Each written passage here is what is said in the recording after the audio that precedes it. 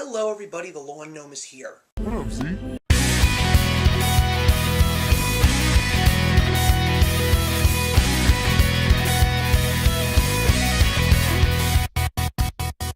Today we are here to review one of my most anticipated films of 2018.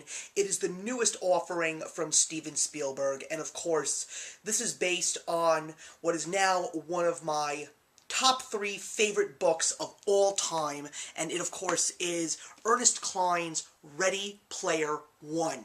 And this movie stars the talents of Ty Sheridan, Olivia Cooke, Simon Pegg, Ben Mendelsohn, and Mark Rylance, just to name a few. I was so excited to hear that Steven Spielberg was picked to direct this film. While some would say that he is the only one that was worthy, I disagree with that, because I do believe that Robert Zemeckis would have been a great choice as well.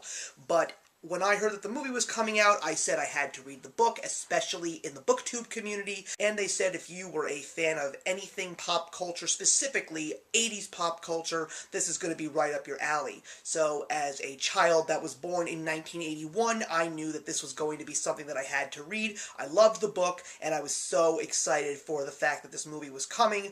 But when I started seeing the trailers, I was getting a little bit skeptical because I was curious if this was going to be an entirely different story and how this was actually going to translate from book to film. So here's the way that I look at it, throwing a little pop culture reference your way. Treat this film as if you would treat The Matrix. There is no book.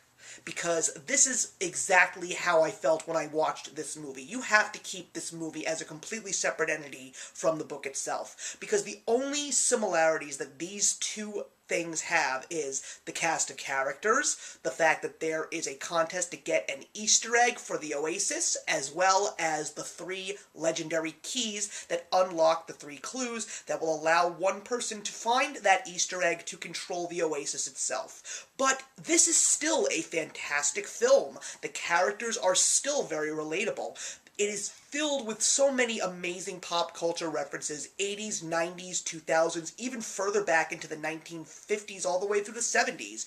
And what I was very happy about was the fact that this movie really did fill in those gaps between the pages, so you got to see a little extra pop culture thrown in there. There were some moments with certain pop culture elements that made me smile because I was like, oh my god, I cannot believe that out of all the most obscure references, they actually managed to toss this in there as well. There was also some changes to the tasks themselves, and even though they were changes that I think that book fans would not have been that much appreciative about, one of the things that I was also very happy about was the fact that Ernest Cline was one of the co-writers of the script. So the fact that we had the author of the book pretty much looking over the shoulder of all the people that were putting this movie together, I had a feeling that with him having his hand in the mix, it was going to be good. And yes, a lot of the stuff that is in the book does not really translate that well into film, but also we had room for more character development. We actually got to see a bigger presence of the character I-Rock, who is voiced by T.J. Miller, and I have to admit, I really appreciated this character while he's pretty much in the book for maybe even a second.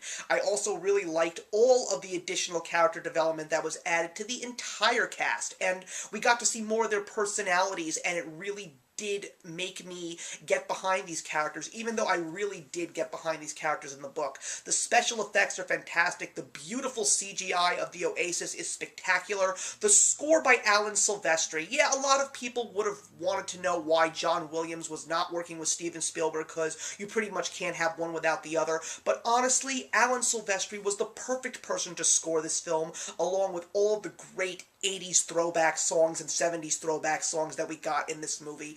I will say that even though I am such a huge fan of this book, I loved watching this movie. It was a real treat for the senses.